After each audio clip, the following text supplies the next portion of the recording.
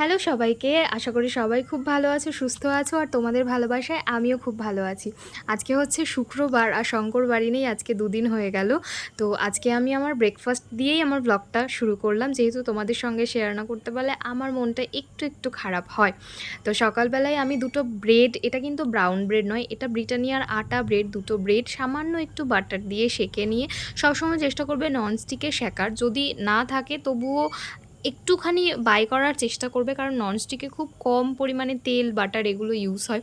যাই হোক, এটা ছিল ব্রিটানিয়ার আটা ব্রেড। এই দুটো ব্রেড আমি একটুখানি সেঁকে নিয়ে জাস্ট শসা দিয়ে একটু কেচাপ মাখিয়ে খেয়ে নিলাম। আর জিলিপিটা না কালকে মা কিনে দিয়েছে, কারণ আমাদের এখানে জামাই ষষ্ঠীর মেলা হচ্ছে, যারা রানাঘাটে থাকো তারা নিশ্চয়ই জানো আমাদের এখানে জামাই ষষ্ঠীর মেলা হচ্ছে। তো কালকে মাকে যখন ছাড়তে গেছিলাম, মা আমাকে জিলিপিটা কিনে দেয় আর আমিও না করতে পারিনি।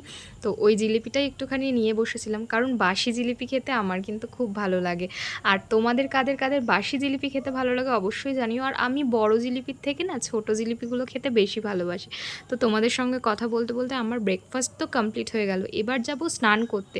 আর স্নান করতে যাওয়ার আগে আমি এখানে নিজেকে বোঝাচ্ছিলাম যে প্রতিদিন নিজের মধ্যে স্পেশালিটি কী আসতে পারে, কিন্তু না, স্পেশালিটি খুঁজে নিতে হয়, স্পেশাল করে নিতে হয় নিজের দিনটাকে, নাহলে তো বোর ফিল করব। তাই ল্যাদ খেতে খেতে স্নান করতে যাব। এবার স্নান করতে যাওয়ার আগে আমি ডালিয়া আর ডিম সিদ্ধটা বসিয়ে দিয়েছিলাম। জানো তো, আমি না ডিম খেতে খুব ভালোবাসি, ওই জন্য আমি ডালিয়া আর ডিম সিদ্ধটা বসিয়ে দিয়ে স্নান করতে গেছিলাম। আর স্নান করে এসে এবার ছাদে যাব জামা কাপড়গুলো মেলে দিয়ে আসতে। জামা কাপড় মেলতে গিয়ে দেখছি যে এখানে আমি আমসত্ত্ব রোদ্দুরে দিয়েছিলাম, কিন্তু ওগুলোতে ছায়া পড়ে গেছে। আমসত্ত্বগুলো সরাতে গিয়ে দেখছি কি যে একটা ঝাঁপির ফুটো দিয়ে একটা বোলতা আর মৌমাছি আমসত্ত্ব খেতে ঢুকেছিল, কিন্তু ওর মধ্যে মরে পড়ে আছে, জানি না কিভাবে। তো যাই হোক, ওখান থেকে আমি রোদ্দুরের মধ্যে আমসত্ত্বগুলোকে দিয়ে জামা কাপড়গুলোও মেলে দিয়ে আসলাম। আর আজকে না প্রচণ্ড গরম পড়েছিল, বাইরে প্রচুর রোদ্দুর ছিল। আমি 3টের সময় জামা কাপড় মেলে 5টার মধ্যে জামা কাপড় শুকিয়ে গেছে। নিচে আসলাম, পুজো যেহেতু দিয়েই গেছিলাম, নিচে এসে প্রসাদগুলো তুলে নিলাম। আর এই যে আমার গপুসোনা। আর আজকে খেতে খেতে একটু দেরি হয়ে গেছিলো, প্রায় 2:45 বেজে গেছিলো। আর আমার হাত এভাবেই কাঁপছিল।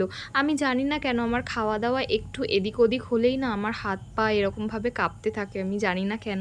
কিছু একটা সমস্যা হয় সেটা বুঝতে পারি, কিন্তু এক্স্যাক্টলি কী প্রবলেম হয় সেটা জানি না।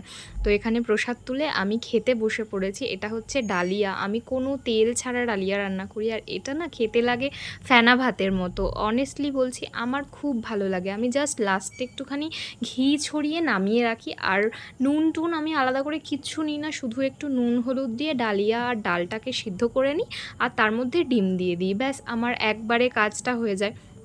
শঙ্কর থাকলে শঙ্করের জন্য রান্না করলেও আমি নিজের জন্য এটাই করার চেষ্টা করি, আর এটা খেতে আমার খুব ভালো লাগে। তো খাওয়া দাওয়া এখানে হয়ে গেছে, একটুখানি দই বার করে রাখলাম, কারণ একটু পরে খাবো, কিন্তু বুঝতে পারিনি একটু পরে খাবো বলে যে আমার সন্ধ্যা 6টা বেজে যাবে, সেটা আমি জানতাম না।